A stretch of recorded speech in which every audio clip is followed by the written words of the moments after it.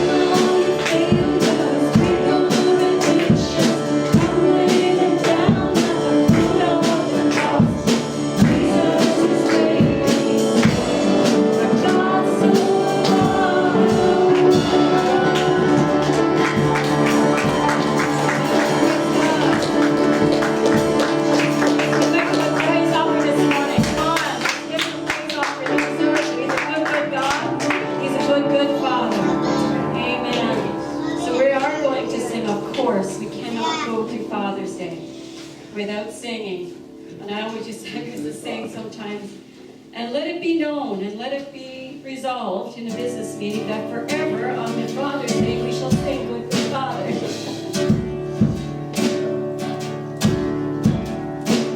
And I've heard 1,000 stories of what they bring to heart.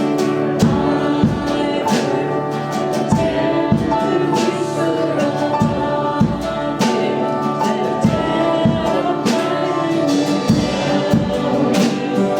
That God pleased in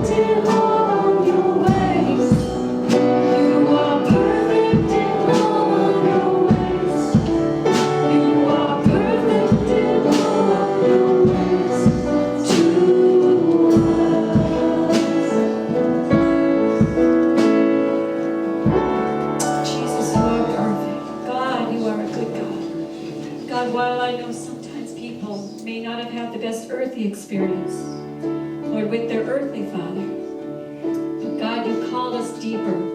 You are perfect. We are your children. And Lord, you want to hold nothing back, Lord, of your goodness, your provisions, your love, everything for us. You held nothing back, even your son. And God, we thank you for being such a great father who wants nothing best for his children. And God, we worship you this morning.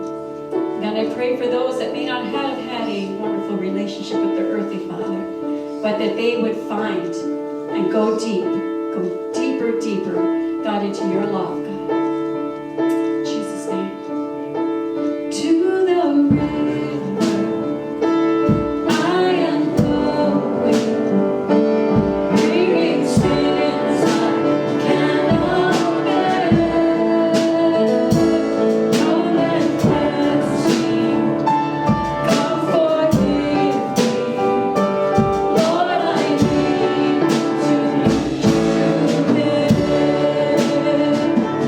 In these waters, healing mercy, flows for freedom from despair. I am going to the river. Lord, I need to be true there. Precious Jesus, I am ready to surrender everything. Take my hand now, lead me closer. Lord, I need to be there. Come and join us in the river. Come like life beyond compare. He is calling, He is waiting.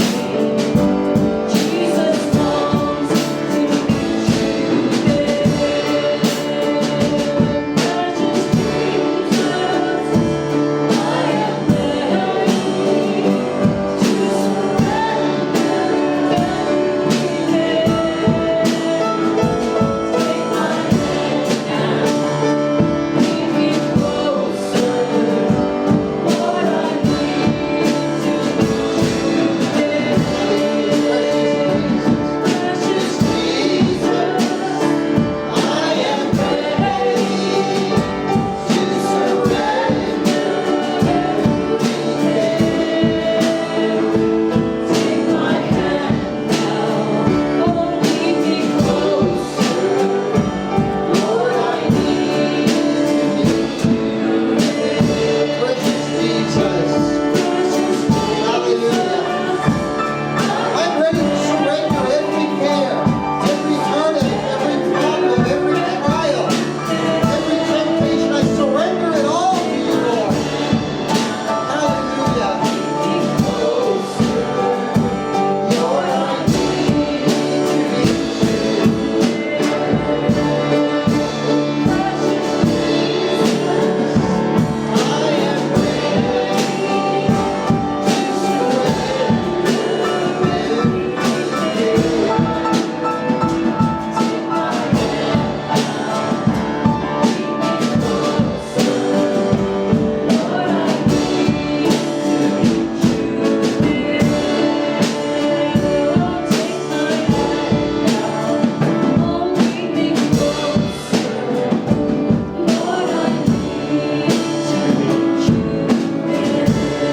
You know, normally when we think about surrender and surrendering to God, sometimes it's almost like presented as a hard or difficult thing to give up things in our lives that God doesn't want, or to be willing to sacrifice for the Lord. And that's all part of surrender, yes. But it also means surrendering our cares, surrendering our worries. The Bible says, cast all your anxiety on Him. And that's something the Lord wants us to do. I just feel that this morning. Whatever, I know some of you may have come here today with worries and concerns. on your heart, things may have happened this week, things you're worried about for next week. Right now, as we sit in His presence, I want you just to cast it. Just to surrender up those cares onto the big shoulders of Jesus, your Lord and your Savior. Hallelujah. Oh, Jesus, Jesus, Jesus. Precious Jesus, I am ready to surrender every day. Oh, take my hand now, oh, lead me closer. Lord, I need to reach you again. And take my hand now, lead me closer. Lord, I need to reach you there. As we go to prayer this morning, there's a special need we need to pray for. I'm sure you're all keeping up on the situation in Israel. And I'm sure most of you remember Yves and Anna Perriard, our missionaries. They actually messaged Paulette just a few minutes ago. They're in a bomb shelter, even as we speak right now. They've had to several times this week. I even encouraged them yesterday I gave them permission to leave if they needed to, but that's not even possible because the airspace is all closed right now. So we want to pray for them. We want to pray for God's people. We want to pray for peace in that part of the world where Jesus lived. So Lord, we come to you this morning, and first of all, we thank you that you're a good, good Father. We thank you, Lord, for earthly fathers, but Lord, you are greater than them all. You're a loving Father, a caring Father, a protecting Father, a providing Father.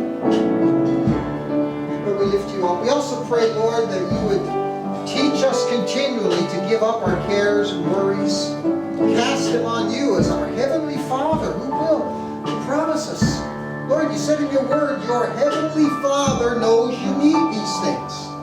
That's a prophetic word for somebody right here, right now, by the way. Your Heavenly Father knows you need these things. Something you're worried about. Your Heavenly Father knows you need these things. But we also come this morning, Lord, for needs, oh God. We know there's those in our church family that still need healing and touch, oh God. In Jesus' name, we pray you continue to minister to them. Pour out your healing. Lord, we also come today on behalf of the nation of Israel. Lord, my first and greatest prayer is that during this another crisis in the lives of that nation, they would turn to their Messiah.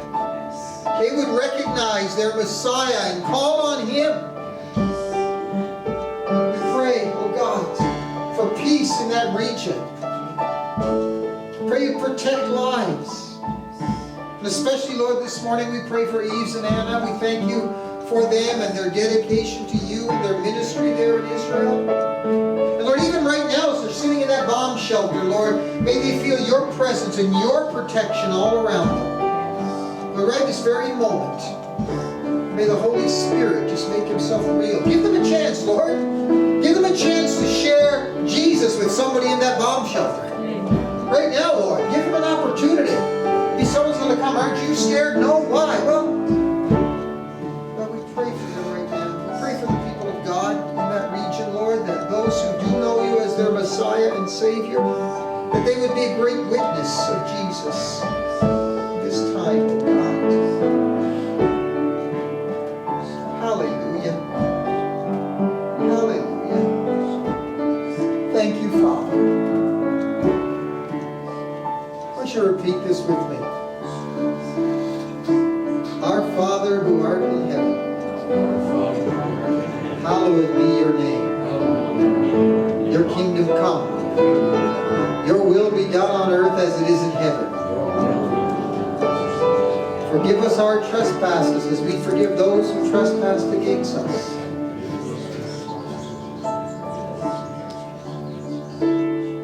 Lead us not into temptation. Deliver us from evil. For yours is the glory, power, and the honor, forever and ever. Amen. Praise the Lord. You may be seated.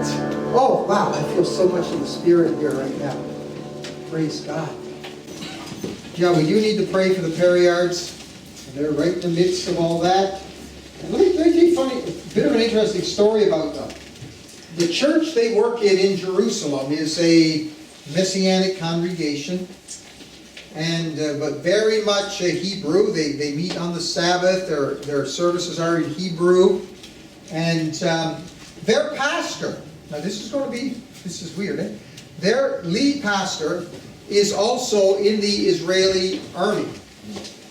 He's in the reserves, but he's in the army, and every now and then he probably is right now called up for duty when there's any crisis. And when he's called up for duty, he is supposed to carry his gun everywhere he goes. So when he's on active duty, if he has he still can go to his church on the Sabbath. They try to keep, unless there's actual war, they're off on the Sabbath. He has to come to church with his machine gun. And when he preaches, he has to have it on him. We're going to take the offering right now. I mean, it will be a very effective way. Yep. Oh, another one from Anna? Okay. Good news. We are now out, and we are okay. No hits in Ashdod. Thank you for the prayer for the Lord's sake. Amen. Amen. We live in Ashdod, right on the coast of the Med. So, yeah, thank God for His protection. Today's funny picture, before I put it up there, before you put it up there, I'm telling you, this is actually, it's funny, but it's not a joke. This has actually happened. Okay, now it's not widespread, but it actually happened. I think it's interesting because today is Father's Day. My dad loved KFC. That was his favorite place. So often for Father's Day, to give him a gift card to KFC. He was happiest man on earth. So, but look at this. This actually was a limited edition, but it came out. Kentucky Fried Chicken toothpaste. It actually, it didn't mass market or anything, but it was actually on a limited edition. Was put out fried chicken flavored toothpaste. So if you like KFC or if you like fried chicken, there's something you can go and help. I wish I had come around when my dad was around. I would have got him one, absolutely. But yeah, it takes all kinds. Well, Colonel Sanders was a believer. He's a Christian man. True, yeah, that's why he makes such good chicken. You want KFC flavored chicken, Tim? Sure. Or, Sounds toothpaste? KFC flavored toothpaste, right? It would be kind of interesting. Today is Father's Day. I was thinking this morning, I've had 4 fathers in my life. My dad, obviously, passed away 7 years ago. He was just such a great man, a great father. I have a lifetime of wonderful memories. He was my best friend, my mentor. I had 2 grandfathers who loved me with all their hearts, even though neither one of them were my biological grandfather. Yet, if you had said that to them, that they weren't my real grandfather, you would get a punch in the face. I promise you, from 2 very powerful, strong men. One was a fisherman, the other one was a railroader. And they were strong, and they loved the Lord, they loved me. And the other, of course, my father-in-law, who had his 85th birthday just last week and is as spry as I am or better. He is still extremely active and doing all kinds of things. Yeah, 85 going on 20. You know something I remember, by the way? Right after we got married, we left Newfoundland to move out here to BC. I took a position in a church in Chilliwack. And up till that point, Paulette had lived at home all of her life. Never, even when she was in university, she lived at home. She never. So the day comes that we're going to leave, and I can tell everyone's dreading this, but it's our honeymoon. I'm anxious to get going. We're going to take this 3-week meander across the continent. Everything's good. So we got everything out, and my father-in-law, who's a mechanic, is making sure everything's going in my car. He checked and rechecked everything, and then we get the last things put in the car, and everyone's standing there, and then I said, well, I guess it's time to get going. And everybody started to cry. I mean, everybody. Paulette, her father, mother, brother, all started to cry. So I'm like, oh, brother, what's this? I'm the one who's breaking up this nice family. I kind of felt like a heel. And as her dad, Paulette and her dad to this day have remained very, very close. Daddy's girl, let me tell you, right there. And we got one at home too, Daddy's girl.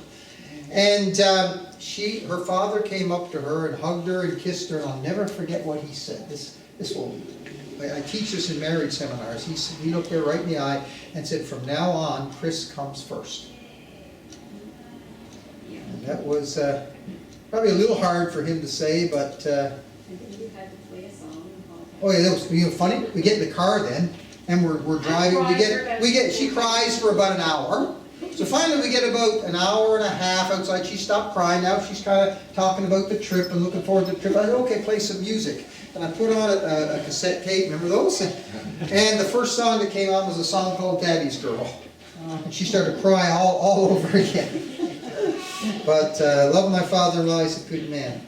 Today I want to talk about a Christian dad. I know we have, I think, 5 of us here today who are fathers. But we also have some young men here who hopefully one day will aspire to be fathers themselves. So this is for you guys, and maybe you ladies can learn a lesson or two as well. Ephesians 6:1-4. Here's what it says. Children, obey your parents in the Lord, for this is right. Honor your father and mother, which is the first command with a promise, that it may go well with you and that you may enjoy long life on the earth. Now let me just pause there. Most of the time, when I was a kid growing up, when I heard this passage preached on, this was as far as they went, the first 3 verses. Now let me give you Chris's take on the 3rd verse. Honor your father and mother, or they will kill you. So it says you may live long life on the earth. I mean, come on, you know the old saying, I brought you into this world, I can take you out, right? Paulette threatened our kids many times. But here's the 4th verse. Fathers, do not exasperate your children. Instead, bring them up in the training and instruction of the Lord. Now, the Message version, Eugene Peterson's paraphrase of the Bible, renders this in a wonderful, wonderful way. It says this, Fathers, don't frustrate your children by coming down hard on them. Take them by the hand and lead them in the way of the Master. Now, you know something I found interesting? In the New Testament particularly, all of the parenting advice in the New Testament is given to fathers. There's nothing, there's a couple things in the Bible about telling the young women to love their husbands and children, but you know why? Because parenting, I think, comes easier to mothers. They just do. This lady was born, she knew how to look after our kids. I was like, what is this, you know? Fathers play a vital role in the lives of our children. Billy Graham said this, a good father is one of the most unsung, unpraised, unnoticed, and yet one of the most valuable assets in our society. I want to tell you this. I was trying to look up those statistics this morning, but I couldn't find them. But I read them some time ago that said this. In a home where only the mother is a believer, about less than 50% of the time will the children grow up to serve the Lord. And that's not to disparage single moms. Believe me, single moms are real heroes out there. They're doing the job of 2 people, and God bless them. But in homes where the father is a believer, over 90% of the time, the children grow up to serve the Lord. So even though mothers are our primary caregivers usually, and even though, you know, there's an old saying, the hand that rocks the cradle rules the world, the mothers have such an influence over their children in so many ways, but it seems to be when spiritual life is concerned, the greatest influence in the life of children is their father. That's the greatest influence in the spiritual life of their children is their father. And we fathers need to take an active role in the raising of our children. It's not we go to work, you know, the wife raises the kids. No, that's never the way it was meant to be, regardless of your employment situation. Fathers need to take a very active role. God's design for children were to be raised by 2 parents. And yes, sometimes tragedies of life take that away. And we need to be compassionate and prayerful over people like that. My grandfather, biological grandfather died when my dad was 5, and for a couple of years my grandmother raised her 3 children alone. My sister, after many years of marriage, her husband walked out on her and their 3 children, and she had to raise those kids alone. So I have the greatest compassion for single moms. But for the dads who are here, the guys who, I say it by faith, will become dads,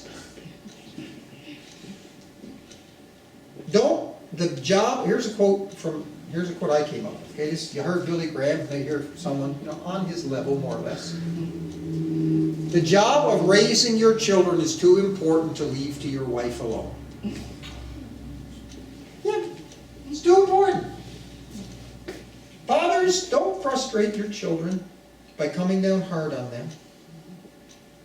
Instead, take them by the hand and lead them in the way of the master. So I want to look at that 4th verse and just break it down into 3 sections here. First of all, fathers, it says, do not exasperate your children. Or as, again, the Message puts it, do not frustrate your children by coming down hard on them. The Amplified Version of the Bible puts it this way: do not irritate and provoke your children to anger, or do not exasperate them to resentment. Colossians 3:21 says, fathers, do not embitter your children, or they will become discouraged. Now you notice there's one thing I've noticed in 38 years of ministry and as a pastoral counselor. I have not met very many people, I met maybe 1 or 2, that have ever grown up and are bitter against their mothers. Some felt their mothers might have been overprotective, or maybe certain things like that. But I've only met a couple of people who grew up who were bitter against their mothers. But I've met many who grew up bitter against their fathers, including some who were believers. Far too many have grown up angry and embittered and exasperated by their fathers, and that's a great tragedy. Many carry that anger with them. I just want to give you quickly some kinds of fathers that can exasperate or embitter their children. One is absent fathers. And again, I'm not attacking single mothers here. But one of the great tragedies of our North American society is large numbers of children are growing up in homes without a father present. Now let me give you some hard statistics. Those who grow up without a father in the home are far more likely to have behavioral problems, far more likely to develop drug and alcohol addictions, far more likely to drop out of school, far more likely to end up in prison, far more likely to experience marriage failure, far more likely to suffer depression, and far more likely to commit suicide. So again, this is, young guys, when you get married, have children, no matter how hard things get, you make it work. For the sake of your children, if nothing else. Another father that makes people angry is abusive fathers. There are some homes where children wish their father was absent. And this includes not only physical abuse, sexual abuse, but mental and verbal abuse. Amen. Watch how you talk to your children. Even if you have to correct them. And I'm not going that direction today, but that's also a responsibility of parents and fathers. But even when you do, be careful how you talk to them. Never run them down. You can tell them they did something wrong, they did something bad. Don't tell them they are bad. Don't be abusive. Then there's neglectful fathers. These fathers think they're doing well. They're concerned with being a great provider. I work 60 hours a week and I got my family a nice home and my kids have everything they wanted. Yes, that's all good and well, but are you there physically and emotionally for them with your time and attention? Busy fathers, usually busy with work or other priorities. Let me tell you something about myself. When I was growing up, my dad was the pastor of a thriving, growing church. He was also what we call a presbyter, which means he was oversaw the pastors in about 10 other churches in our area. He was chairman of the board of 2 Christian schools. He was working on his master's degree. And he was a much sought after Bible teacher and pastor. And I never ever once saw my father neglect me. He made time. He made time. And you know what was interesting? As I got older, I was the one making time for him now. I mean, I've seen so many fathers who grow up and they say, oh, my kids are growing. I never hear from them. You know, a lot of the root of that is what happened when they were growing up. Lots of time and attention from fathers. We usually get it from mothers. Mothers like sometimes even too much to smother their children with love and affection. But fathers, how often do you tell your kids that you love them?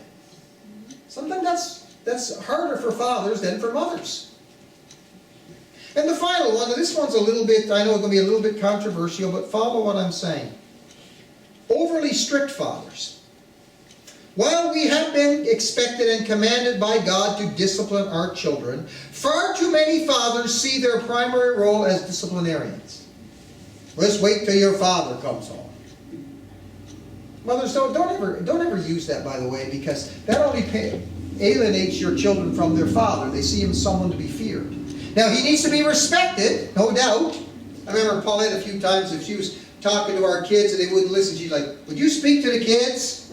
When they heard my voice, even though I wasn't any harder on them, you were the more strict one, but yet something about that voice. Let your children grow up to fear them and eventually to resent them. Yes, we need to have standards, we need to enforce the family rules and God's purposes for our children, but let's not, as the message said, don't come down hard on them. Don't be always the one who's the strict, harsh father. I have a cousin who I'm very close to. We're about 2 months difference in age. He's older, which I will never let him forget. He grew up in a home, grew up in a large family, and their dad was a very good Christian man, my great uncle. And he was active in the church. He taught Sunday school. He was on the church board. But when his kids were growing up, he was very, very, very strict with them. Particularly his sons. Very hard. And today, most of his sons are not serving the Lord. And my cousin, who grew up in his Christian home, and I've spent so much time with and talked to him about his faith, and he knows it, and he actually, in some ways, still believes to a certain extent, but the reason that he is not actively serving the Lord today is because of his dad. In fact, one time I had to tell him, Mac, you got to learn to forgive, or you're going to carry this burden your whole life, right? So let's not be those kind of fathers that our children grow up resentful of because we were always the one coming down hard on them. Don't exasperate your children. Don't embitter them. Second part of this message is, it says, bring them up. Instead, bring them up in the training and instruction of the Lord. Notice that word bring. I like that word. Bring them up. I often tell people, I know it's not an issue here, but I tell people, don't send your children to church, bring your children to church. Back when we used to have Sunday schools, I used to tell parents, bring your children to Sunday school. You come too. Amen. The message says, take them by the hand and lead them in the way of the Master. You take them with them on your spiritual journey. You be the example. What are some ways we are an example to our children? One, as a dedicated follower of Jesus. The greatest thing you can teach your children is how to follow Jesus. And the greatest way you can teach them this is by your personal example. Your personal walk with Him. By your personal relationship. Fathers, your children see you read the Bible?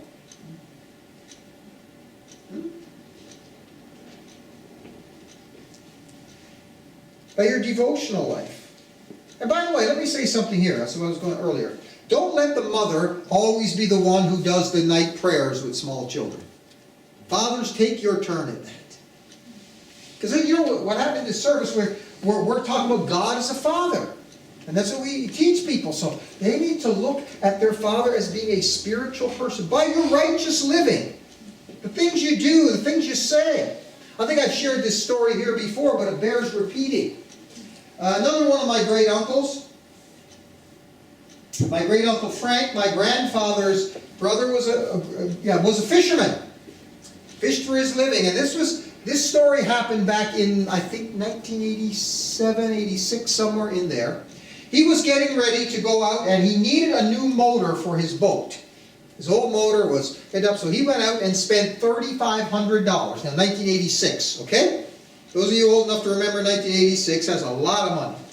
But he's a fisherman, he has to buy it. It's good for his, he needs it for his livelihood. So he puts it on, and they're going out early in the season. Now, if you remember the pictures I showed a couple of Sundays ago in my hometown, we have ice in our water. And not just the big icebergs, but little things float around you got to be careful of in your boat. Well, Uncle Frank was going out to early in I think the first day he had this new motor, and he's going along, and his motor hits a piece of ice, comes off the boat, and sinks right to the bottom. First day! He's like, oh boy. So he goes back, but he has to get a motor. He's a fisherman, he has to get it, so he goes back up to the place he bought it, and he's telling the guy what happened, and the guy behind the counter takes out a form and says, fill this out. What's this for? So this insurance form. You just fill it out, you say that the clamps that they gave to hold, say that they failed, and that's why your motor fell off, and we'll give you a free motor paid for by our insurance company. Woo! $3,500. You've already spent it once. 1986, that's like 10 grand today or more. Uncle Frank, he was honest with me. He said, I looked down at that from all I do. No questions asked. Fill in, say, brackets fell off, motor, sign it, get a new motor. He said, I looked at it. He admitted, he said, I looked at it long and hard. He said, then I looked at my two boys who were standing there beside me. And I said, no, sir, I can't sign that because that's not what happened. Your integrity. You say you're one thing in church, one thing elsewhere, it's going to affect your children. Your ministry, church involvement. Bring your kids, involve them with you. Your giving, let them see you giving the church. Your personal witness, let them see you witness. If you want to be that godly example, want your children to grow up and serve the Lord, they're watching you, Father. David said this to his son Solomon in 1 Chronicles 28:9. And you, my son Solomon, acknowledge the God of your father and serve him with a wholehearted devotion and with a willing mind, for the Lord searches every heart and understands every motive behind the thoughts. If you seek him, he will be found by you, but if you forsake him, he will reject you forever. What a statement to a father to say to his son, serve the God of your father. It's one thing I'm thankful to God every day, that I learned to serve the God of my Father. Second example you can be for your children is a loving husband. There's this old saying that I love to repeat in my marriage seminars is this: the greatest thing a father can do for his children is to love their mother. Now it seems counterintuitive to say put your marriage as the number one priority. Marriage, then children. But it actually benefits the children. It gives them a sense of security, particularly in this culture where every second kid they run into in school comes from a broken home. But they need to know when they see a mother and father that loves each other, that gives each other attention, that sometimes, hires the babysitter so they can go out and do things together. That gives them a sense of security. Also provides them with an example. It teaches our sons how to be good husbands. It teaches our daughters what to look for in a husband. Question to dads, do you want your daughter to grow up and marry a man like you? Sober question, isn't it? I remember before my son got married, he came to me and I was asking for, I was giving him the hard question. So can you love this woman as Christ loved the church? Yes. Do you know these things? This is when he first got engaged. And he goes, Dad, he said, I know how to make a marriage work because I've watched you and Mom. It's an example. So let's put the marriage first. And as a devoted father, in our lives, our priority should be God, our wives, and then our children. John Hagee, a pastor in San Antonio, Texas, said this: if I fail as a father, I fail at everything. Now guys, listen to me. Fathers and prospective fathers. Our society tends to judge men by their job status, by their income level, and by their accomplishment. That's how society judges men. And all men feel that pressure to a certain extent, to succeed. God sees it entirely differently. He judges us men by how closely we follow Jesus, how we treat our wives, and how we father our children. That's how God judges men. As a follower of Jesus, how faithful we are in our walk to Him, how we treat our wives. In fact, there's a verse that scares me in Peter that says, if we don't treat our wives properly, God won't answer our prayers. He said, what, He won't even hear our prayers. Pretty scary verse.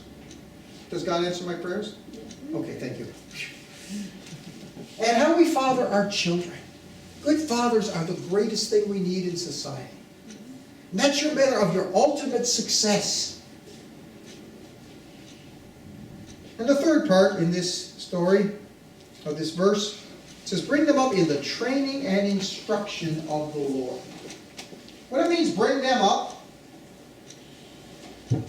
doesn't just mean raise them well, but raise them well in the Lord. Now this is going to blow you away, this statement. But the primary responsibility for the spiritual upbringing of our children does not lie with the church. Doesn't. We supplement it with children's ministries and things like that. I remember one time when I was a youth pastor, I told the parents of my youth group this: it is not my job to make sure that your children serve the Lord. That's your job. My job is to take these children and form them into a group that can go out into the world and witness for Jesus. That's my job. It's not with the church or even with the mothers. The primary responsibility for the spiritual upbringing of our children should be with the fathers. Amen. Notice it says here, fathers, bring them up in the instruction and training of the Lord. Let's break those words down. The instruction. I know it's a second in it, or I'd like to put them. Training, yeah. Training is first. In Proverbs 22:6, we know this verse very well when it says, train up a child in the way he should go, and when he is old, he will not turn from it. Now, but let's remember, this doesn't simply mean, and I've had parents come to me, and the Christian parents and their children are wayward, and sometimes they, what about this? Well, I won't get into all the exegesis of this verse right now because it's not my point. But I said, well, we brought them to church with us. We enforced Christian principles. Yeah, but did you actually train them? Did you actually spend time with them? And you know what training is? Teaching by example. Teaching by doing. You know, again, I'm coaching football. We actually had our scrimmage on Friday, which was good and bad. The bad part was since we were doing both teams, the junior and the senior team, we started at 2 o'clock and ended at 7:30. I got home that night, my legs were like 2 pieces of board. I was stiff, I was tired. I thought, oh, that's too long to be. And the coaches were standing pretty well the whole time, right? But training, we first, when we're training players, first we show them what to do. Then we teach them and watch them do it themselves. And then they can go out and do it on their own. Spend time training, but also instruction. Fathers, teach your children the Word of God. Deuteronomy 11:18-20, God said to the people of Israel, fix these words of mine in your hearts and minds. Tie them as symbols on your hands and bind them on your foreheads. Teaching them to your children. Now look at this. Talking about when you sit at home, and when you walk around the road, when you lie down, when you get up, right on the door frames of your houses and on your gate. Teach your children everywhere. It's not just about, okay, it's family devotion time, let's sit down. That's important, yes. But every day. I would be fishing with my dad. We love to fish together. He'd be fishing there, and suddenly fishers of men would come up. You know? I'd be down in his workshop helping him with some things. He'd mention that Jesus was a carpenter. Along the grow day by day, every day. Spend time instructing your children in the ways of God. Fathering is a huge task. As I said, our priorities as men should be God, wife, children. Career, next. Now we know you have to work. You have to work, support your family. And nowadays, a lot of cases, you even need two people to work to support. I understand all that. And I'm not saying you neglect your work. Last year I preached a sermon about how Christians should be the best workers. But you don't have to work 20 hours overtime a week at the expense of your children. And if it becomes that, you need to find a way to correct that. Spend time with your children. Now sometimes for some men, here's the problem they have. I was blessed. I grew up with not only a great father, two very good grandfathers, and I like to think I passed that on to my children. But some of you may have grown up in a home where you didn't necessarily have the best father role model. I had one in a church I pastored one time, a young man came to me, they were expecting their first child. They came to see me, he said, Pastor, I don't know how to be a father. My father was terrible. That's the only example I've ever seen. What do I do? Well, friends, ultimately we have a great Father to model ourselves after, who is God Himself. Psalm 68:5. As a father to the fatherless, a defender of widows is God in His holy dwelling. And a scripture that we read at the beginning here. As a father has compassion on his children, so the Lord has compassion on those who fear Him.